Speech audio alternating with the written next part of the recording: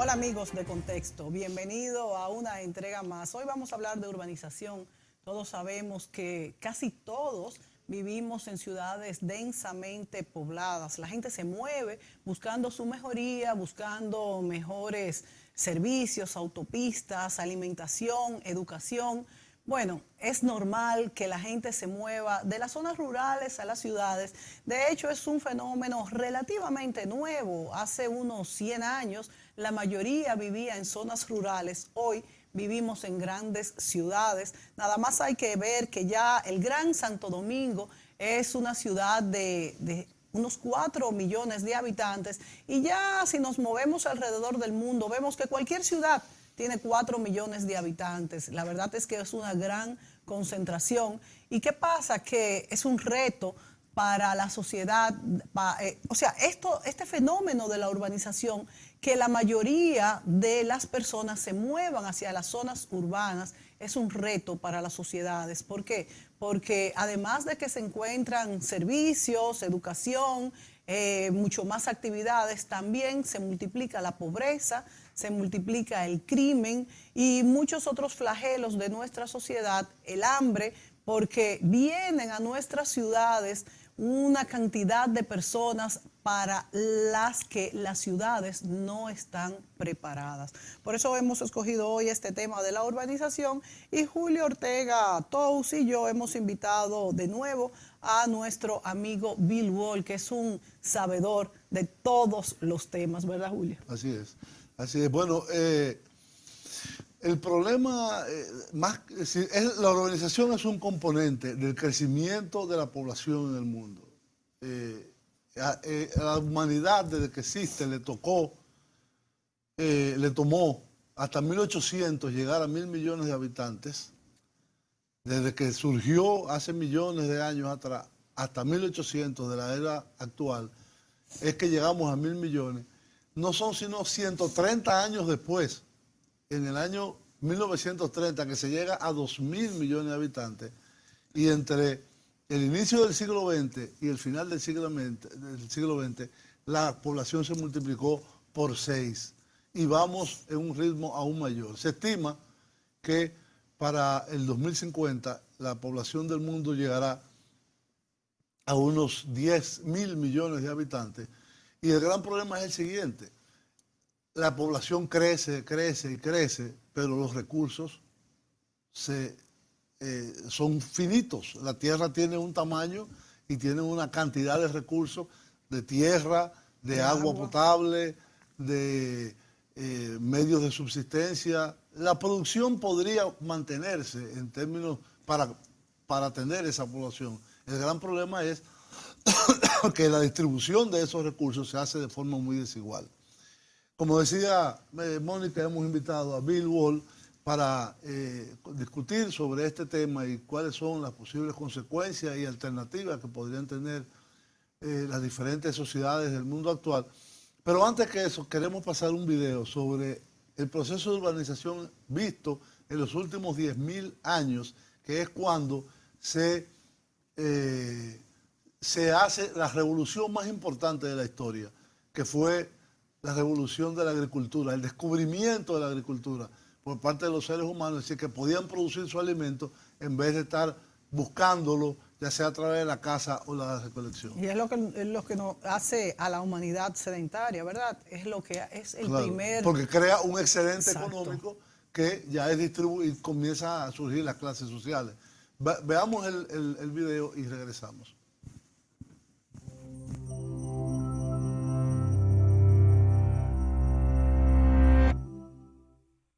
Hoy más de la mitad de la población mundial vive en áreas urbanas. A mitad de siglo alcanzará el 70%, pero hace solo 100 años, solo 2 de cada 10 personas vivían en ciudades, y antes de eso, incluso menos. ¿Cómo hemos alcanzado semejante nivel de urbanización y qué significa para el futuro? Al principio de la historia de la humanidad, los humanos eran cazadores-recolectores, cambiando a menudo de lugar en busca de comida. Pero hace 10.000 años, nuestros ancestros empezaron a aprender los secretos del cultivo selectivo y técnicas agrícolas rudimentarias. Por primera vez, las personas podían cultivar en vez de buscar comida. y esto dio pie al desarrollo de poblados semipermanentes. Te preguntarás, ¿por qué semipermanentes? Bien, al principio los poblados aún debían trasladarse al cabo de unos años al quedarse sin tierra cultivable. Solo con la llegada de técnicas como el riego y el labrado de la tierra hace unos 5.000 años, la gente pudo depender de una provisión de comida estable y a largo plazo, haciendo posible los asentamientos permanentes. Y con el excedente de comida que generaron estas técnicas, ya no era necesario que todos fueran ganaderos. Esto permitió el desarrollo de otros oficios especializados y, por tanto, de las ciudades. Con las ciudades produciendo excedentes de comida, herramientas, utensilios y otros bienes, ahora existía la posibilidad del comercio y la interacción a mayores distancias. Y al florecer el comercio, lo hicieron también las tecnologías que lo facilitaban, como carros, barcos, carreteras y puertos. Por supuesto, estas cosas requerían aún más mano de obra para ser construidas y mantenidas, por lo que más personas migraron del campo a la ciudad, al haber disponibles más trabajos y oportunidades. Si piensas que las ciudades modernas están superpobladas, te sorprenderá saber que algunas ciudades en el 2000 a.C. duplicaban la densidad de población de Shanghái o Calcuta. Una de las razones es que no había mucho medio de transporte disponible, por lo que debía poder caminar a todas partes, incluyendo a los pocos lugares donde había agua limpia. El territorio de la ciudad estaba aún más restringido por las necesidades de muralla para defenderla de los ataques. El Imperio Romano fue capaz de desarrollar infraestructuras para vencer estas limitaciones, pero aparte de eso, las ciudades modernas, tal y como las conocemos, no existieron hasta la Revolución Industrial, cuando la tecnología empleada a gran escala permitió a las ciudades expandirse e integrarse, creando departamentos de policía, bomberos y sanidad, así como redes de carreteras, y más tarde distribución de electricidad. Así que, ¿cuál es el futuro de las ciudades? La población mundial supera los 700.000 millones actualmente y se espera que alcance los 10.000 millones. La mayoría de este crecimiento se dará en las zonas urbanas de los países más pobres. Así que, ¿cómo han de cambiar las ciudades para adaptarse a este crecimiento? Primero, el mundo deberá encontrar el modo de proveer comida suficiente, sanidad y educación para todos. Segundo, el crecimiento ha de darse de modo que no dañe la tierra que nos aporta los bienes y servicios que mantienen a la humanidad. La producción podría trasladarse a granjas verticales y rascacielos, jardines en las azoteas o estacionamientos vacíos en los centros de las ciudades, a la vez que la electricidad procederá cada vez más de diversas fuentes de energía renovable. En lugar de hogares unifamiliares, se construirán más residencias verticales. Podríamos llegar a ver edificios con todo lo que la gente necesite para su vida diaria y también ciudades más pequeñas y autosuficientes centradas en la producción local y sostenible. El futuro de las ciudades es diverso, maleable y creativo, no desarrollado ya en torno a una sola industria, sino reflejando un mundo cada vez más conectado y global.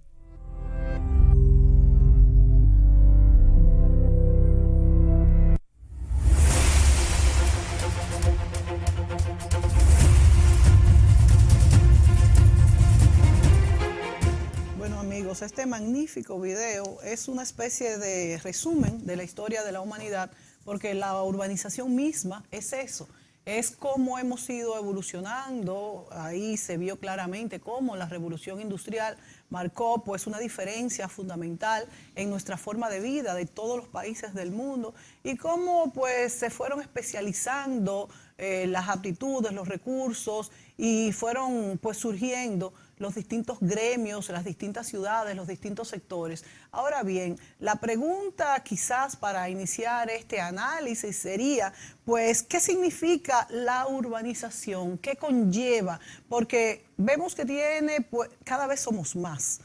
Es bueno que seamos más por un lado, pero la tierra es finita, los recursos son finitos. Por ejemplo, en las leyes de seguridad social, por poner un ejemplo, es bueno que los jóvenes sean más para que aportemos para mantener a nuestros ancianos.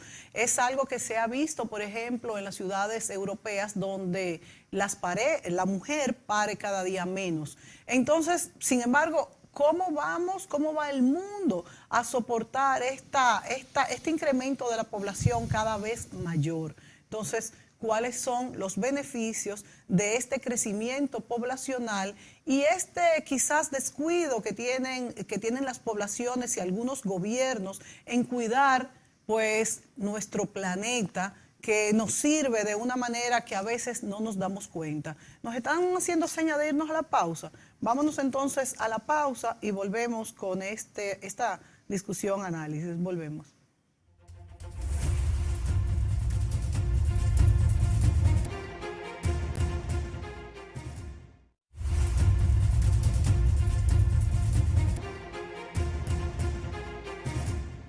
Muy bien.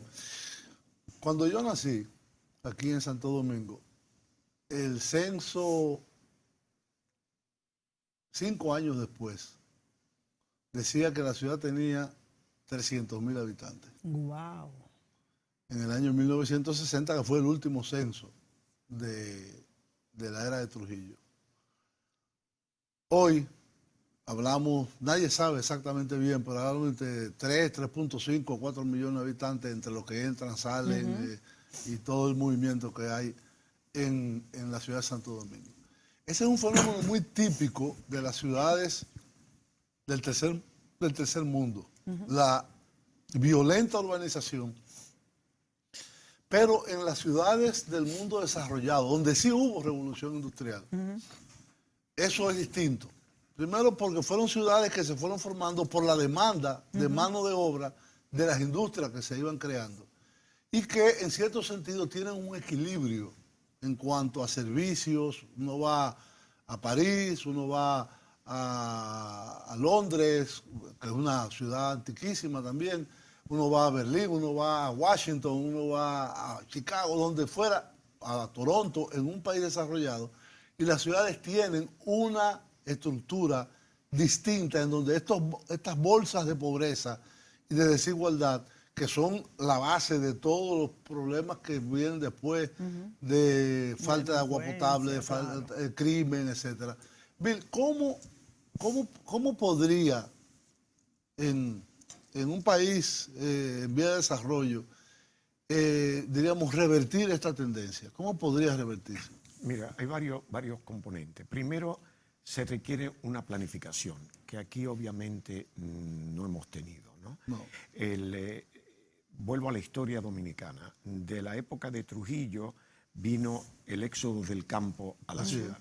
Y eso fue como lo que estamos viendo hoy en el mundo, el éxodo de migración masivo de gente que no están preparada para convivir en un centro urbano, digámoslo así, con educación diferente, cultura diferente y obviamente al no haber un sistema de planificación, al no ser programado adecuadamente, el flujo es lo que nosotros crearon, los problemas que hoy sufrimos, ¿no? Ahora, ¿qué es lo que está sucediendo en toda esta evolución? Yo tengo mucha confianza que no nos va a faltar comida, la tecnología va para adelante. Estados Unidos solamente un 1 o 2% de su economía está en la agricultura y sigue produciendo masivamente. Tenemos los invernaderos aquí, tenemos invernaderos en clima frío, en fin, la producción continúa y va evolucionando. También van evolucionando los empleos. Muchas de las industrias anteriores ya desaparecieron. Hoy tenemos alta tecnología, servicios, que permiten servicios, otros componentes que facilita, y si analizamos bien, hay un elemento que facilita la concentración, puesto que ya no hay que hacer unas usinas enormes, con chimenea enorme ni nada de eso. Hoy hay centros urbanos altamente productivos. Es decir, esa evolución ayuda. Ahora, lo que tenemos que volver a lo siguiente. Hay varios componentes. La educación, fundamental. Una cosa es vivir en el campo como yo quiera y otra cosa es yo tener que asimilarme a un centro donde hay un orden, donde hay unas normas. El dominicano, por ejemplo, a mi criterio, todavía no ha aprendido a vivir en condominio. Todavía la forma de vivir en un condominio sigue siendo muy individualista en muchos casos, porque viene viviendo de su casa independiente que hacía lo que quería. Aquí se olvida del campo. el techo, el otro, el campo. El techo es el piso del otro y viceversa. Es decir, hay elementos que requieren tener una educación de respeto, no por imposición de la ley, sino por entender que hay que convivir, hay que respetar y, por supuesto, el medio ambiente, la basura, en fin, una serie de elementos. Y hacemos una abstracción que tú haces de un condominio a también lo que es una ciudad, que es lo que la gente no entiende, tirando la basura y demás. Lo otro que no tenemos en República Dominicana, aunque el país es pequeño, es que hay una centralización en la capital, extrema.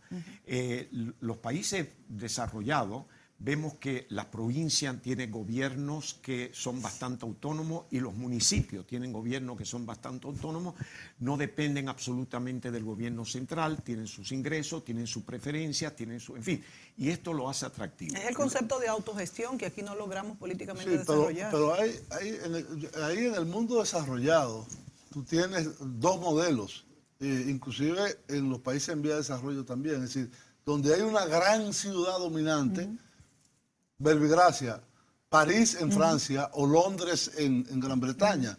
La próxima ciudad es probablemente 7 veces más pequeña. Sí, sí.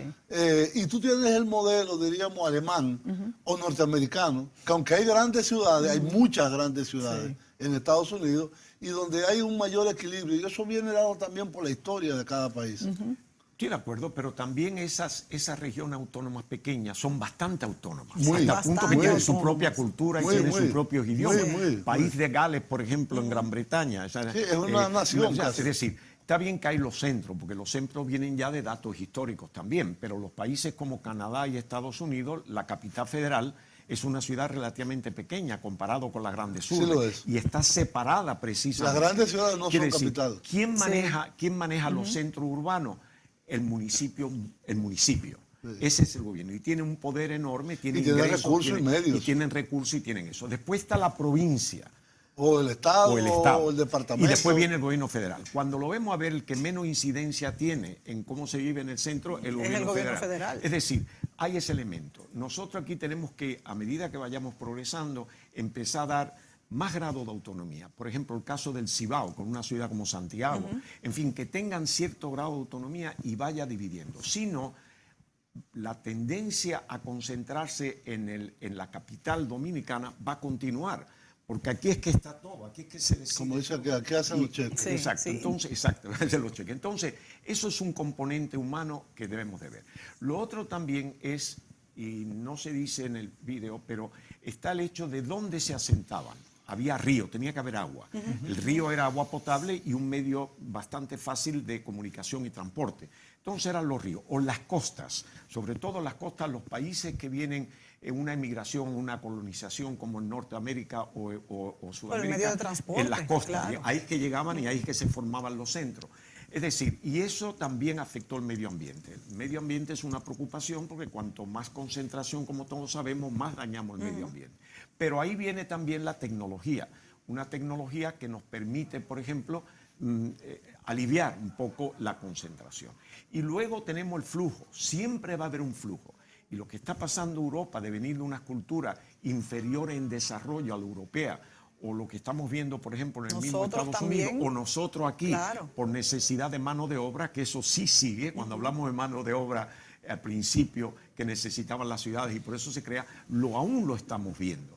Entonces, pero no es un flujo realmente selectivo, es un flujo por presión sociales, de guerra o política o lo que sea, que acude. Eso tiene que hacer un ajuste porque esa gente termina mayormente en los centros urbanos. Y hacinados. Y lo desajustan, se van a los guetos, se forman los guetos, en fin. Ha habido muchos motivos. Con 7.000 y pico de millones y ya yendo hacia 8.000 millones, vamos a tener que ver qué se hace. Nosotros no tenemos problemas comparados con los problemas que tiene la India, por ejemplo. De aquí al 2020 la India va a superar en población a China. Y no tiene el territorio chino y tiene muchísimas castas y costumbres y diferentes religiones Idiomas, y demás que lo todo. divide. Pero eso, Pakistán, Indonesia, que tiene una población enorme. Y no hablemos de África, que ahí sí está el gran desajuste en África, porque además el clima le ha afectado muchísimo, en fin. Todo esto es para mí los retos que vienen. Nosotros aquí en República Dominicana yo creo que la situación es manejable. Es manejable. Yo creo que estamos primero en una etapa de desarrollo que todavía hay mucho campo. Podemos hacerlo. Tenemos una ubicación geográfica extraordinaria. Tenemos comunicaciones muy buenas. Tenemos un sistema de vida, no obstante que nos puedan criticar lo que sea, que hay una cierta calidad de vida, no obstante la pobreza, no obstante la inequidad. Y la inequidad es mundial. En Davos el tema es precisamente no el desarrollo de las economías, sino la distribución de la riqueza. Esa es la esencia. Sí, vamos a hacer una pausa en este momento. Y hablando de cómo se multiplica la población, tenemos un video de National Geographic muy bueno,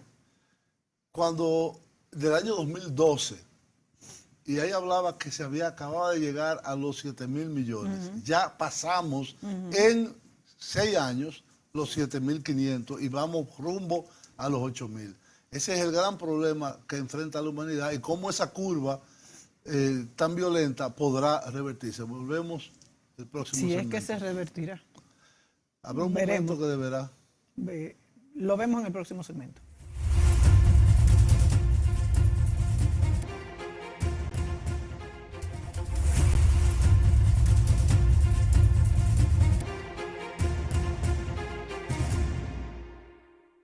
Bueno, Muy bien, seguimos con esta conversación. Estábamos viendo ahora mismo que según el reloj de la población en el mundo que hace la Oficina del Censo de los Estados Unidos, tenemos 7.597 millones al momento actual. y mira ahí cómo van naciendo. Mira ahí, cómo van Mira, naciendo. Si le pueden hacer el No sé si close-up se le puede aquí. hacer un close-up a esto. Sí. En este minuto, miren cómo Miren van cómo naciendo la gente, señores. La población actual, una estimación, Claro, evidentemente. por son supuesto. estimas. Pero estamos cerca de los 7.6 mil millones de habitantes. Entonces, tenemos un video muy, muy ilustrativo en ese sentido de la institución norteamericana National Geographic, que se llama 7.000 millones o 7 billones en inglés, que por favor queremos que nos ponga el productor. 7.000 millones es un número grande. A finales del 2011, tú serás una de las 7.000 millones de personas viviendo en la Tierra. 200 años se necesitaron para llegar a los 7.000 millones.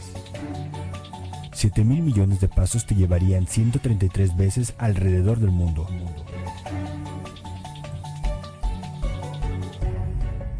En 1800 la población mundial era de 1.000 millones. 130 años después aumentó a 2.000 millones. En el 2045 seremos 9.000 millones. Cada segundo nacen 5 personas y mueren 2. En el tiempo que ves este video, nuestra población se ha incrementado en 170 personas. Y casi en todas partes estamos viviendo más tiempo. En 2010, la persona promedio vivió 69 años. En 1960, la persona promedio vivía 53 años. En 2008, por primera vez, la mayoría vivió más en ciudades que en zonas rurales.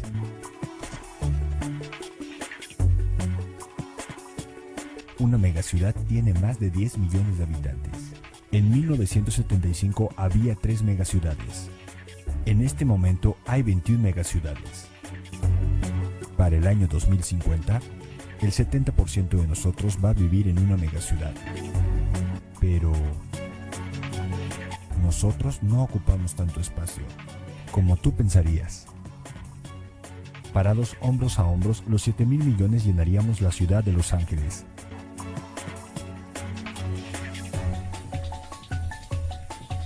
Entonces no es espacio lo que necesitamos, sino equilibrio.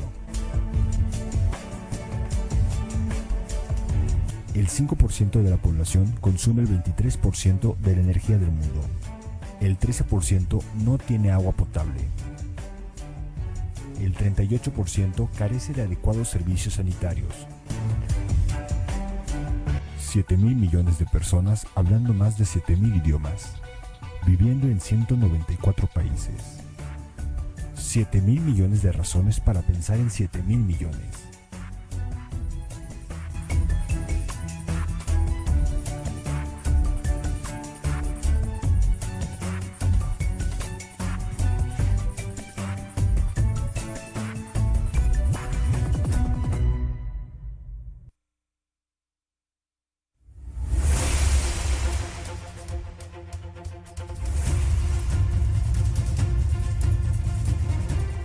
muy bien. Ahí veíamos cómo en el año 2011 llegamos a 7.000 y ya mostrábamos en el segmento anterior cómo al día de hoy, según las estimaciones de la Oficina del Censo de los Estados Unidos, ya estamos casi llegando a 7.600 millones en 7 años.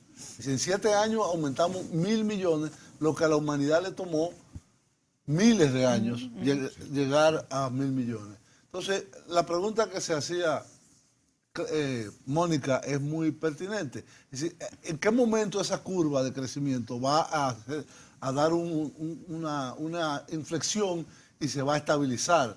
Eso va a depender de muchos factores. Las estimaciones es que para el año 2050 habrá aproximadamente 10.000 millones de personas y que la inflexión de la curva será más adelante cuando la Tierra tenga entre 11 y 12.000 millones, es decir, un poquito menos del doble que ahora. Y por otro lado, Julio, son conquistas de la humanidad que las personas vivan, que cada vez vivamos más. O sea, mientras más tecnología Pero hay un haya, límite.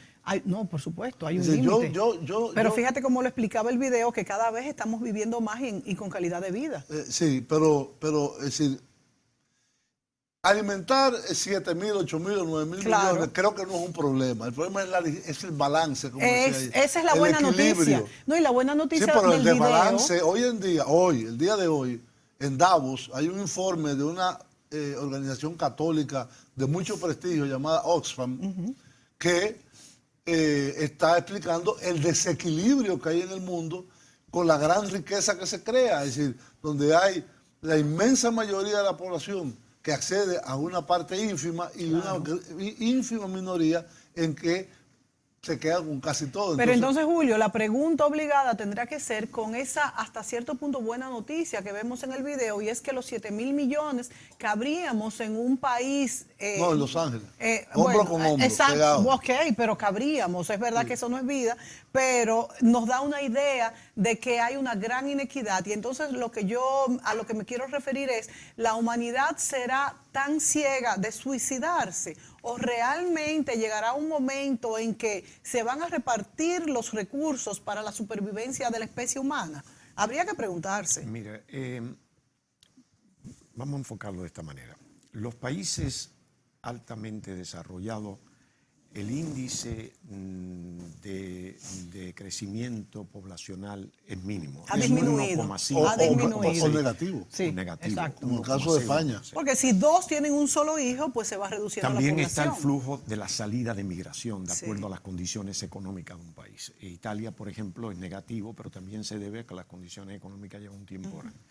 Y hay otros países que son más atractivos y menos atractivos. Canadá no es un país atractivo para la migración por el clima que tiene. Pero muy aunque tiene atractivo por las condiciones, condiciones. pero el clima es lo que mata. Entonces, De al hecho, tener tiene- Estados Unidos al sur, que Sí. tiene un clima más benigno y que está en frontera con América Latina, ahí es que acude.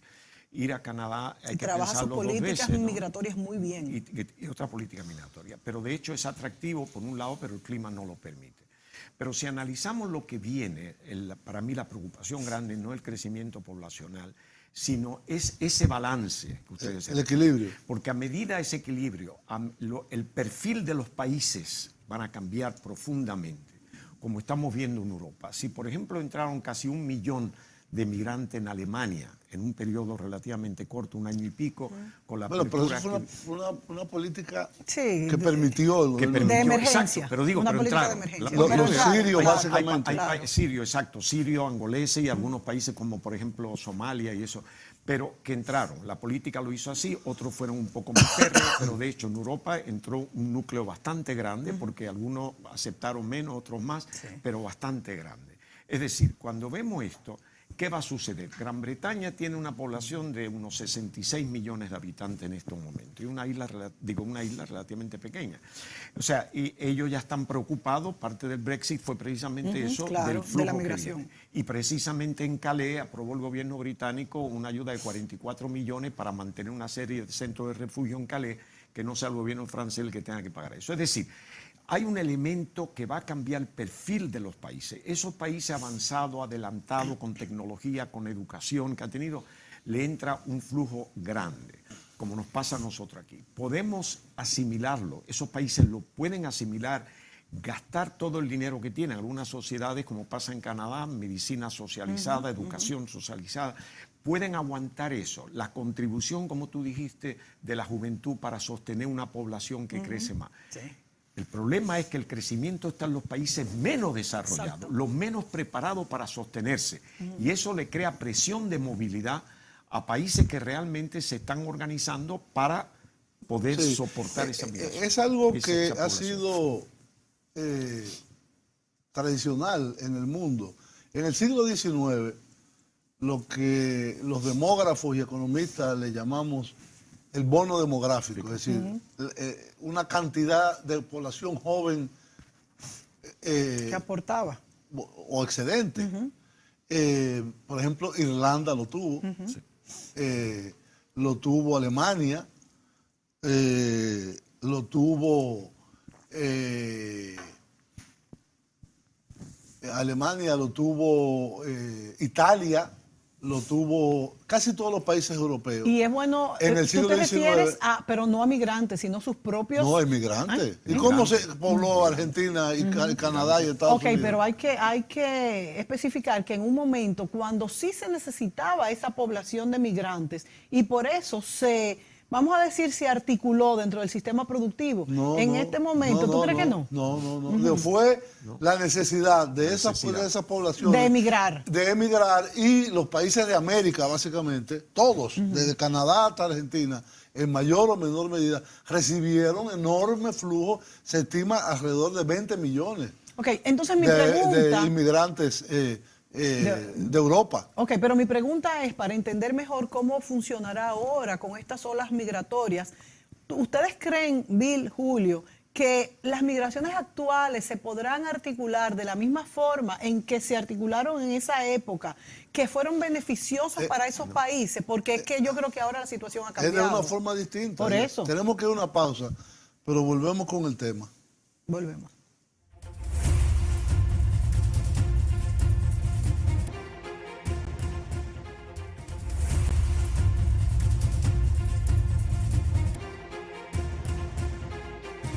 Bien, vamos a tratar de resumir en este último segmento el tema del crecimiento de las ciudades, el crecimiento poblacional y la distribución de los recursos. Hay un video muy interesante que encontramos en la red que se llama Así funciona el mundo. Es uruguayo de origen, pero creo que tiene mucha actualidad, a pesar que tiene unos años atrás que se hizo. Por favor, señor director. Así funciona el mundo. ¿Cómo está dividida la riqueza en el mundo? Hoy se habla mucho de la desigualdad y que el 1% de los más ricos tenga mucho más que todos los demás. El discurso está focalizado en los Estados Unidos, mientras que la situación de la desigualdad es peor a nivel global. Estos son una serie de resultados de investigaciones realizadas sobre fuentes confiables, como por ejemplo las Naciones Unidas. Mientras resulta que la situación está totalmente desbalanceada en los Estados Unidos, la situación es peor si se mira el mundo entero. Comencemos por este gráfico que representa una distribución perfectamente equilibrada de las riquezas entre todas las personas vivas en 5 grupos, todos iguales entre ellos. Veamos ahora cuánto posee cada grupo respecto al otro. El 20% más rico tiene el 94% de la riqueza y el 80% restante no tiene prácticamente nada, solo el 6% del total. Incluso a la mayoría es difícil verlos en el gráfico, mientras que el 2% entre los más ricos tiene más riquezas que la mitad del resto del mundo. Miremos el gráfico de otra manera. Tomemos el total de la población mundial, 7.000 millones de seres humanos, y reduzcámosla gráficamente a 100 individuos que los representen a todos. La gente más pobre está a la izquierda, la más rica a la derecha. Veamos ahora cómo está distribuida la riqueza mundial, 223.000 millones de dólares. La gran mayoría de la gente no tiene prácticamente nada. Nada para pagar la educación propia y de sus hijos, o para pagar su salud y medicinas esenciales.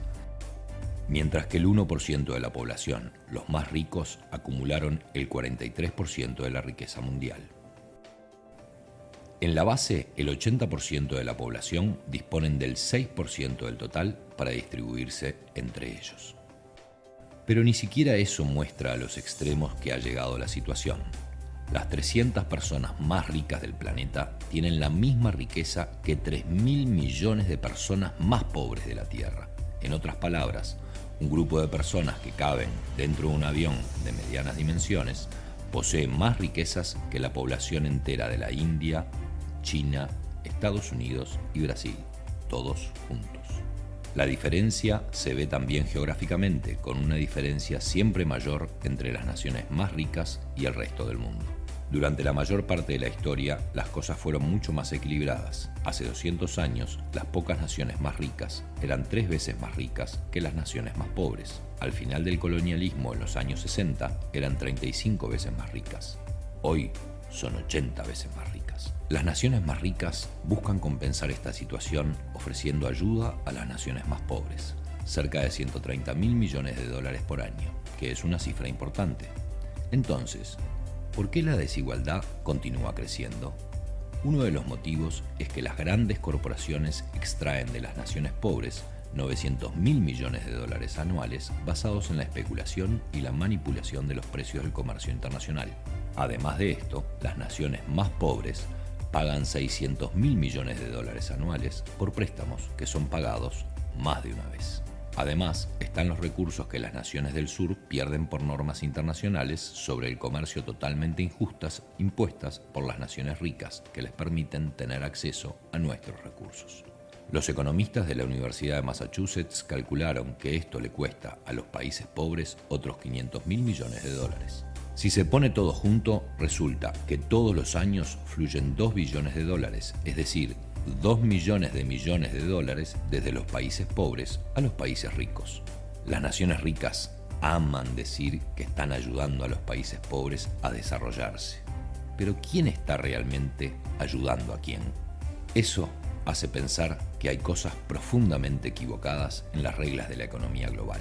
No puede ser justo que la riqueza de nuestro planeta se haya concentrado en un número muy reducido de personas. Este no es el mundo que queremos. Se puede y se debe luchar para cambiarlo. No alcanza con quejarse.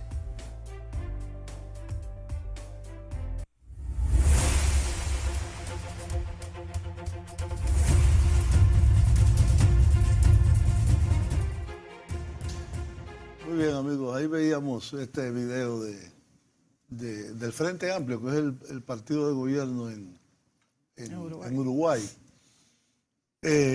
Dramática situación. Dramática, y además es del año 2012. Ese sea que video. estará El peor. informe de Oxfam actual es que esa tendencia se ha agravado todavía más. Entonces, ¿cómo compatibilizar el equilibrio que se necesita en el mundo con una distribución más adecuada y un uso de los recursos y por lo tanto de la urbanización y de el desarrollo poblacional más equilibrado? Es muy complicado, Julio. Mira, Yo sé que es complicado. Es sumamente complicado. Lo digo porque cuanto más lo pienso, más complicado lo veo. Pero en el mundo, aunque hablamos de democracia, hablamos de justicia, ¿quiénes son los que manejan los hilos? Son los que están más desarrollados y más preparados. Eso ha sido la historia del mundo y seguirá siendo. Si vemos la situación en África o la situación en América Latina, no obstante que hablamos de multinacionales y el dinero, pues claro, uno va a su beneficio, también no ha habido que gobiernos que cuando han tenido la oportunidad y han recibido inclusive recursos, lo han malgastado. Han tenido, o sea, porque no están preparados, no están. O sea, se requiere una responsabilidad. Cada vez, por ejemplo, que Estados Unidos trata de imponer algo, no necesariamente para el beneficio americano, sino que trate de imponer algo como una imposición, es muy difícil ser aceptada por muchos países. Ahí entra el elemento de la soberanía y muchos otros factores.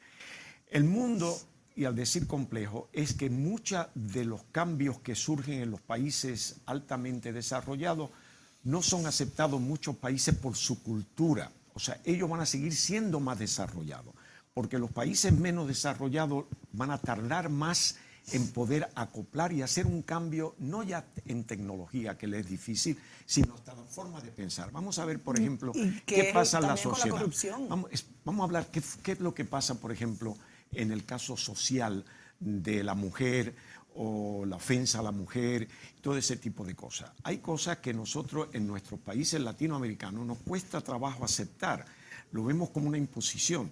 Tenemos costumbres asociadas con nuestra cultura, con nuestra religión, que rechazamos ciertos elementos. Ellos van por delante de eso.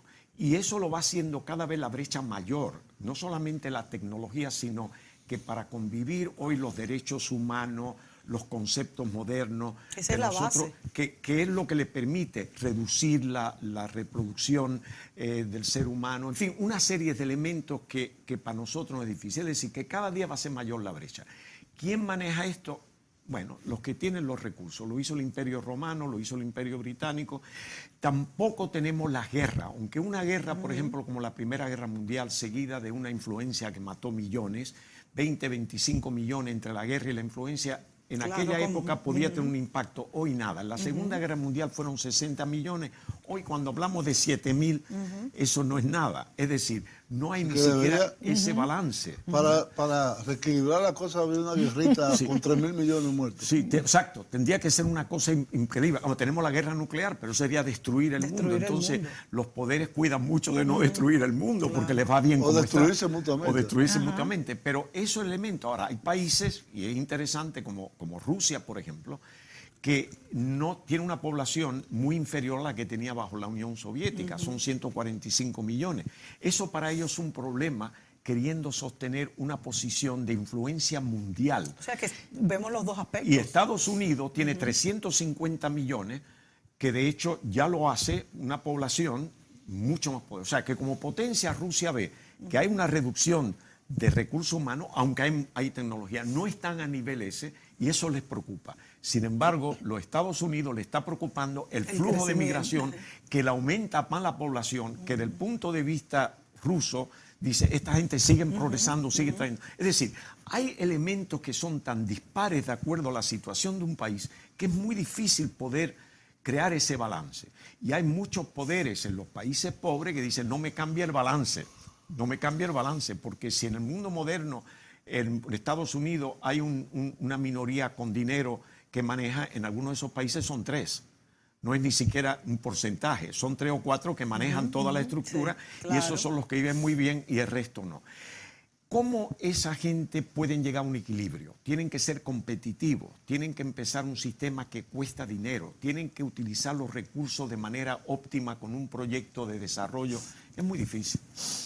La verdad es que, como tú dices, en los países más pobres, donde son una decena de personas que ostentan el poder económico y político, no les interesa que estos se desarrollen. En los países grandes muchas veces, como tú mencionas el caso de Rusia, tampoco es conveniente para sus políticas que sean menos, de manera que el caso es muy complicado, pero es indudable que si no cuidamos nuestro planeta, si no cuidamos los recursos, no vamos a sobrevivir en el tiempo. Sin embargo, vemos que lo más importante es la inequidad y la falta de repartición de los recursos, porque si bien hay un crecimiento sostenido y cabemos todos en una pequeña parte de lo que es el mundo, si se repartieran los recursos, fuera salvable la situación. Sí, pero ¿qué es lo que está pasando? Vamos a ver el gobierno de Estados Unidos con Trump. Primero yo. Sí.